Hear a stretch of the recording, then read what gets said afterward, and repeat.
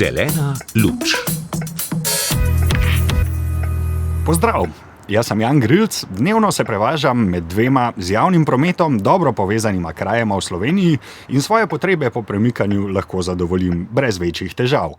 To žal pomeni, da imam kar srečo. Slovenski prometni sistem je namreč tako dolgo dajal poudarek na uporabo avtomobilov, da so mnogi ostali odrezani od modernega sveta. Tokrat v Zeleni luči razmišljamo o prevozni revščini. Imamo zeleno, gremo!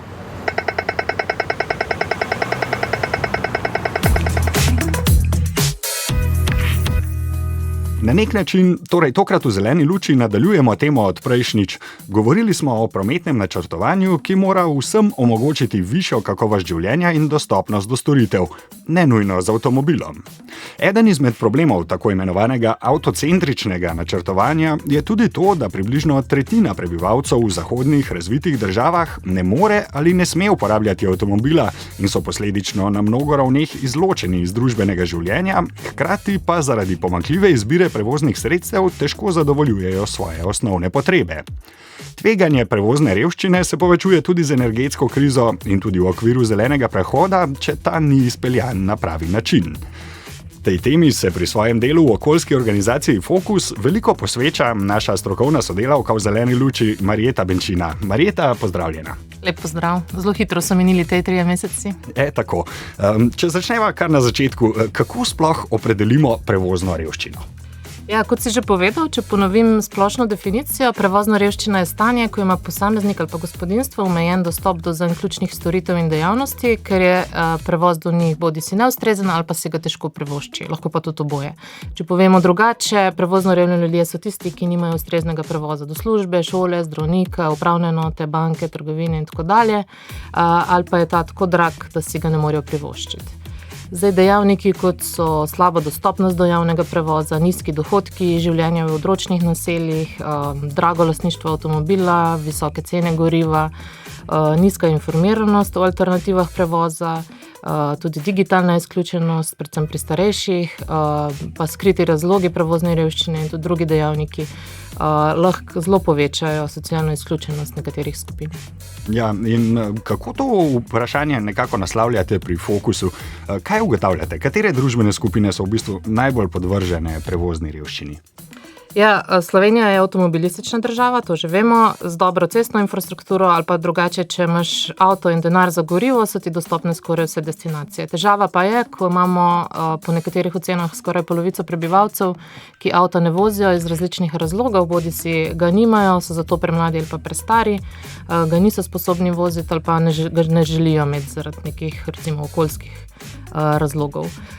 Pri taki obliki poselitve, ki jo imamo, in pri takem prometnem sistemu, ki je desetletja prioritiziral avto pred javnim prevozom, prihajamo v neko stanje, ko bo večina ljudi nemobilnih, če ne bomo našli ustreznih alternativ.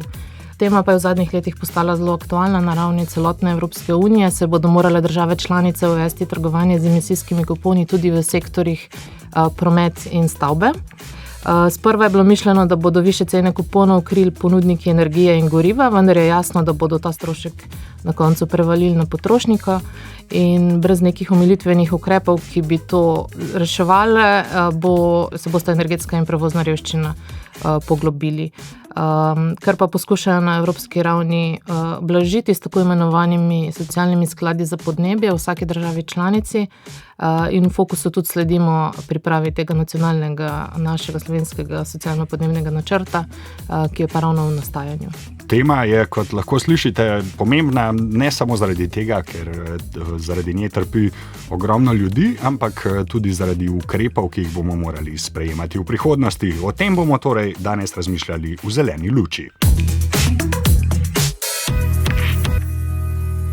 Marjeta, povedala si že, da so med najbolj ranljivimi skupinami v prometu starejši in ženske. Kje iskati vzroke za to? Kako to, da so bolj izpostavljeni tveganju prevozne revščine? Ja, eden izmed projektov, ki ga trenutno izvajamo z Zavodom Sopotniki in forumom FAIR, je projekt, ki mu rečemo ZEMPRE. Je to krajše za zmanjševanje energetske in prevozne revščine. Pri tem projektu je ključno iskanje povezav med obema revščinama, torej energetsko in prevozno. hkrati pa smo se osredotočili tudi na starejše in ženske. Že iz razne literature, iz akademskih člankov in različnih raziskav v tujini in pri nas smo ugotovili, da sta to dve skupini, ki sta sicer zelo heterogeni, vendar sta v prometu ranljivi, ne trdim pa, da sta najbolj ranljivi skupini. Vzroki za njihovo ranljivost so različni. Pri starejših vemo, da s starostjo prej ko slej pride do upada psihofizičnih zmogljivosti, dokler lahko vozijo avtomobil, so še dobro mobilni, ko pa zaradi starosti ali zdravstvenih razlogov ne morejo več voziti, ali pa imajo tudi težave z uporabo javnega prevoza, pa kar naenkrat ne morejo več opraviti vseh nujnih opravkov. Ne da bi bili odvisni od prevoza strani sorodnikov in pa znancev. Tudi finančno imajo starejši slabšo situacijo, saj so njihove pokojnine nižje. Težavno pa je predvsem za starejše na podeželju. Včasih se morajo odpovedati tudi najbolj nujnim prevozom, kot je recimo obisk zdravnika, ker ne želijo prositi sorodnikov ali pa sosedov ali pa prijateljev. Ali pa po drugi strani tudi morda hranijo denar, ki bi ga sicer namenili za prevoz, ga hranijo za stroške, kot je na primer ogrevanje. Pri ženskah ženske predstavljajo polovico prebivalstva, zato težko rečemo, da so vse ranljive. Težava je sploh, ko se te ranljivosti začnejo seštevati in nalagati. Ko imamo na primer mamo samohranilko na podeželju ali pa recimo upokojenko, ki je vdova in ne zna voziti avtomobila, po možnosti pa je še gibalno ovirana zaradi nekih zdravstvenih razlogov in ima mogoče še nizko pokojnino. No, pa še to je zanimivo pri spolu, glede prometnega načrtovanja. Na ravni Evropske unije je v prometnem sektorju zaposlenih le okrog 20% žensk. No, in predlagala si, da na to temo nekaj vprašanj postaviva še prometni načrtovalki Leiri Kato Ružič. Zakaj prav njej? Ja, nekako sem si zadala, da kot svoje goste, če se le da, povabim ženske strokovnjakinje, ki jih ni malo. Le tako kot jaz geografinja, predvsem pa je odlična prometna načrtovalka. Pred kratkim je tudi napisala članek o vidiku spola pri prometnem načrtovanju v Sloveniji in zato, ker pri svojem delu redno upošteva tudi potrebe ranljivih skupin, sem najprej pomislila na njo. No, super. Z Lejo sva se srečala. Takole razmišlja o tem, kako se v prometu vedejo ženske in kako potujejo v primerjavi z moškimi. Ja, zato imamo v bistvu podatke, statistične podatke, ki smo jih pogledali. Zelo na kratko lahko povzamemo, da ženske potujejo v povprečju, seveda, bolj trajnostno, pa tudi bolj varno. Kaj to pomeni? V bistvu podatki statističnega urada kažejo, da ženske manj vozijo avtomobile, manj kolesarijo, ampak hkrati pa tudi precej več hodijo, pa uporabljajo javni prevoz. In so tudi večkrat sopotnice, torej da pač niso voznice. In recimo zanimive razlike so tudi v tem, da imajo precej manj ženske lastnic avtomobilov. In ena zanimiva stvar, ki je mene presenetila, je to, da ima večji del žensk kot moških mora tudi plačevati za parkirno mesto, recimo, ko gre na delo, ali pa ga mora pač poiskati parkirno mesto drugje. Torej, več moških ima neko zagotovljeno brezplačno parkirno mesto. Zanimivo recimo je podatek tudi, da upravimo ženske le 14% smrtnih prometnih nesreč, torej neproporcionalno manj, ne?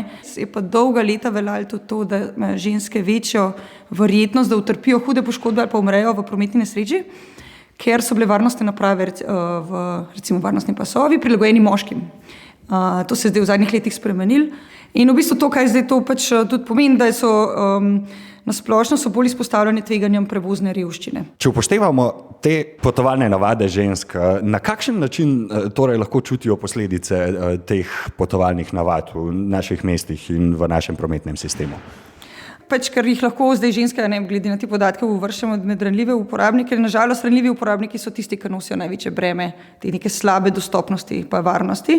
Konkretno v Sloveniji to pomeni, ker če so potrebe, ki so vezane na večjo uporabo javnega prometa, v Sloveniji so te potrebe dostikrat zanemarjene.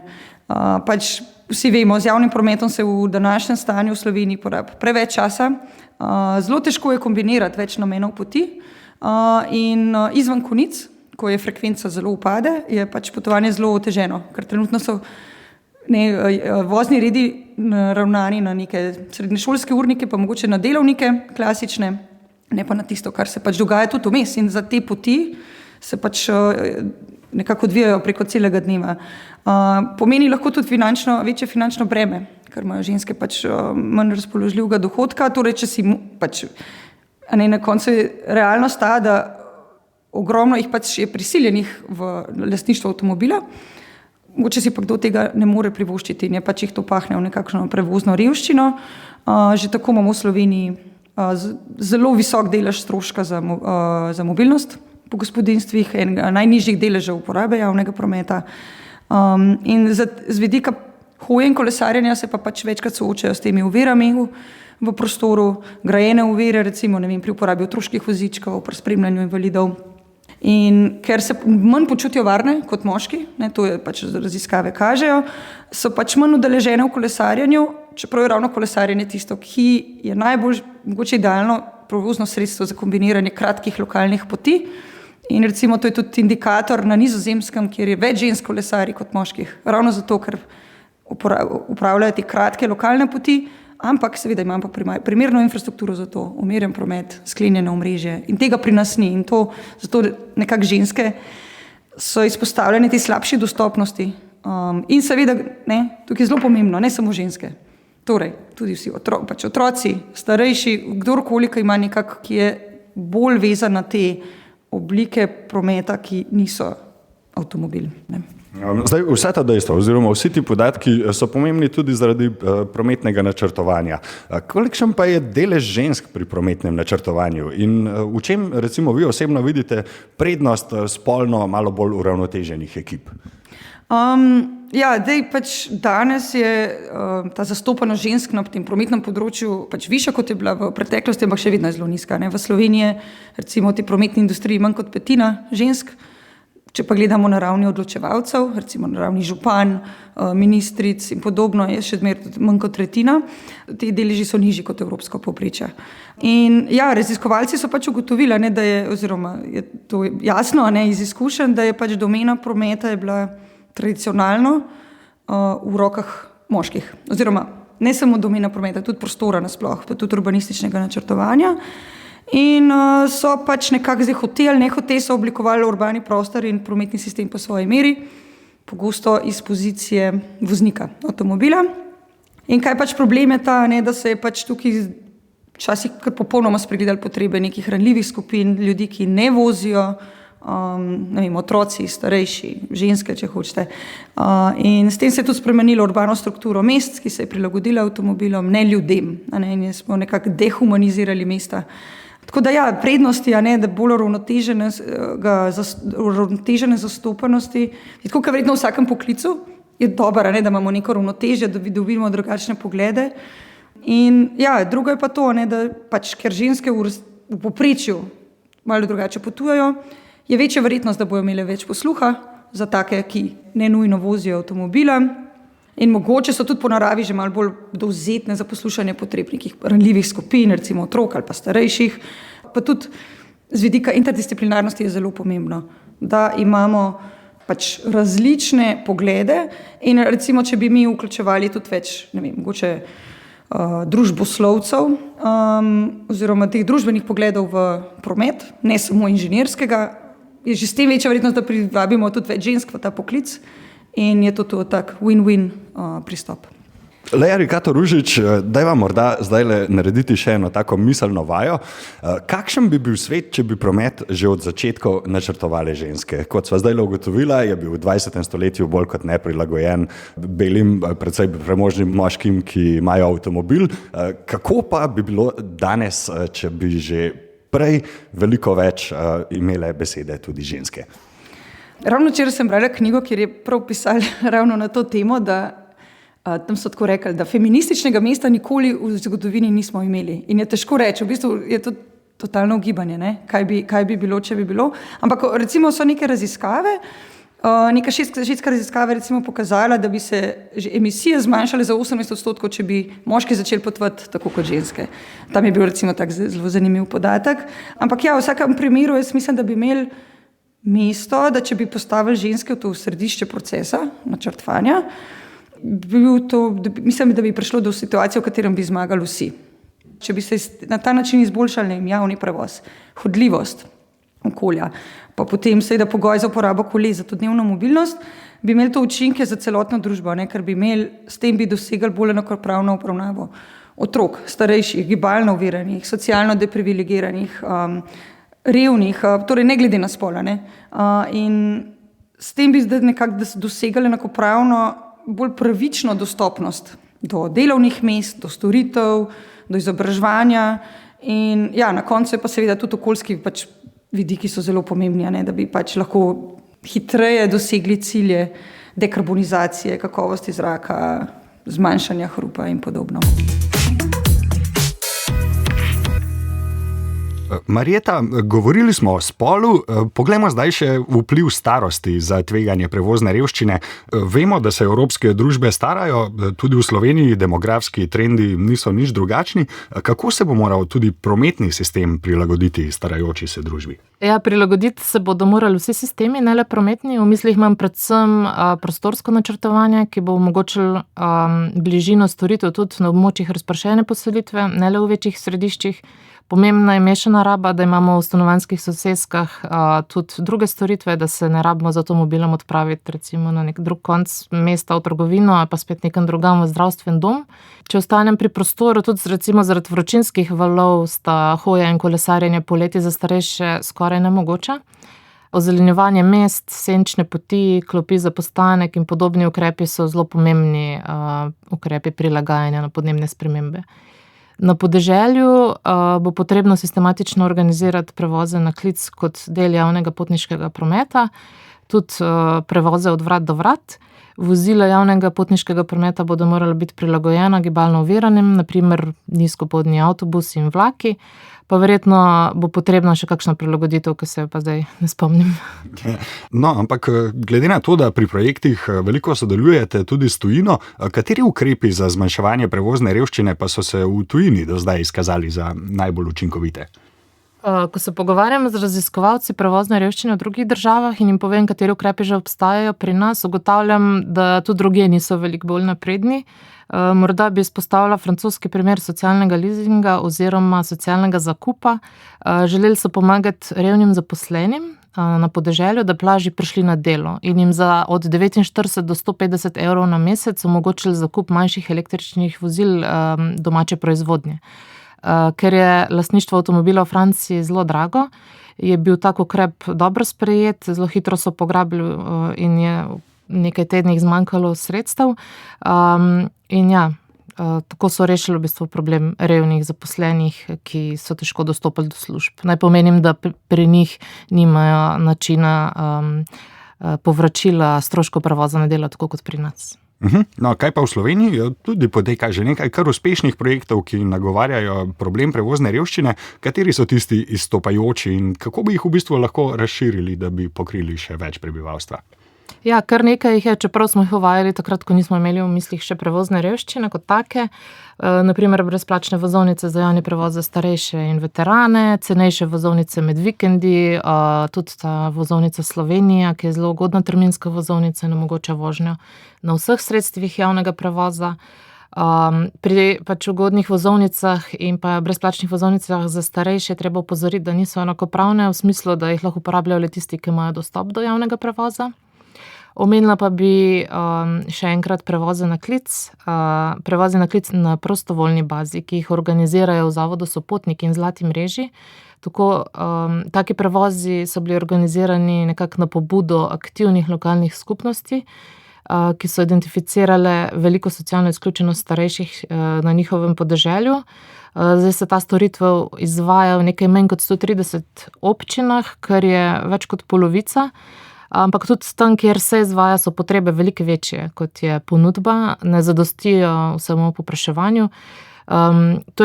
Neka urejenost prevozov na klic na podeželju te prevoze na klic bi bilo treba nujno sistemsko urediti, da bi bila zajeta vsa območja, tudi tiste, kjer se občine še niso aktivirale.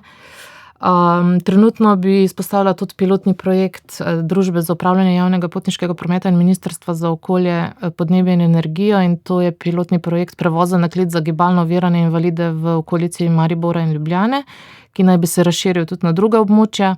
Invalidi so vsekakor skupina uporabnikov prevozov, ki bi si zaslužila posebno oddajo, saj so pri javnem prevozu vsekakor v zelo neenakopravnem položaju. Prevozna revščina ni le prometna tema, je tudi širši socialni problem. Kakšne vplive na skupnost bi imelo uspešno zmanjševanje prevozne revščine? Ja, gre za zelo kompleksen socialni, ekonomski, tudi okoljski problem, zato ga je potrebno tudi reševati večplastno. Če stremimo k skupnostim, ki so samozadostne, odporne in povezane, lahko z ukrepi za zmanjševanje prevozne revščine krepimo vse te elemente, pa tudi seveda obratno, skupnosti, ki so povezane, veliko prej zaznajo težave njenih članov in veliko prej ukrepajo.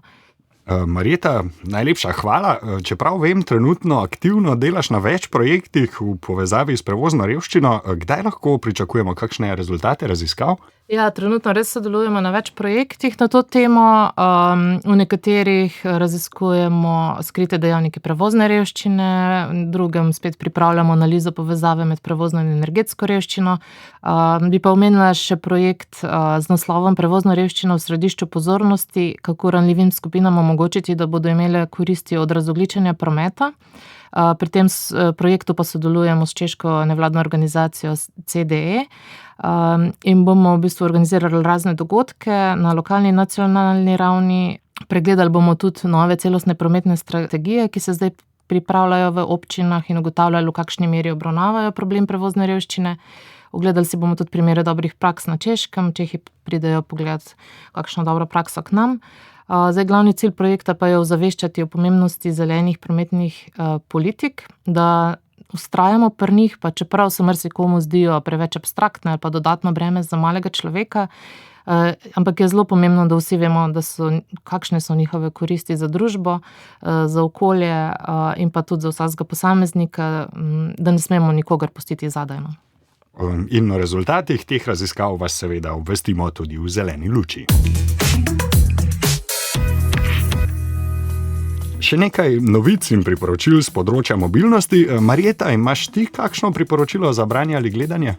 Ja, že dolgo nisem nič prebrala na to temo, ampak predvsem, kar se tiče nekih bolj poljudnih knjig, preberem sicer zelo veliko nekih strokovnih člankov in prispevkov, ampak prejšnji teden se mi je zdelo zanimivo na ta predlog. Prejšnji teden sem se udeležila dogodka na novo ustanovljene skupine za transformativno prometno načrtovanje, če še ne veste, da obstaja v Sloveniji.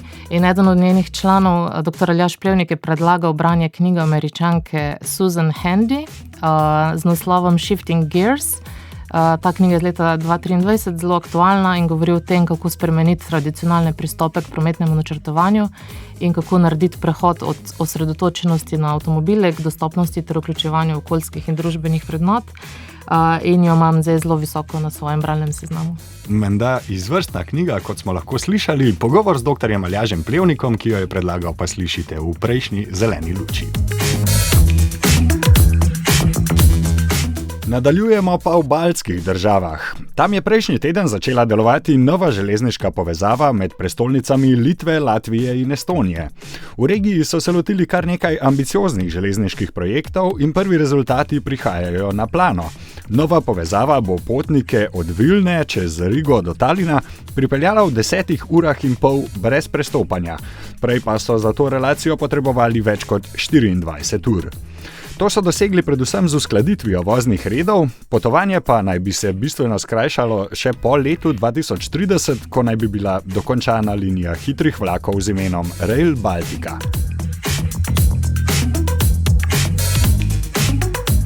Eurostat je objavil, da so se med letoma 2013 in 2023 v Evropski uniji izpusti toplogrednih plinov zmanjšali v skoraj vseh gospodarskih dejavnostih, kar je po pojasnilih statistikov posledica splošnega zmanjšanja porabe energije in prehoda na obnovljive vire energije.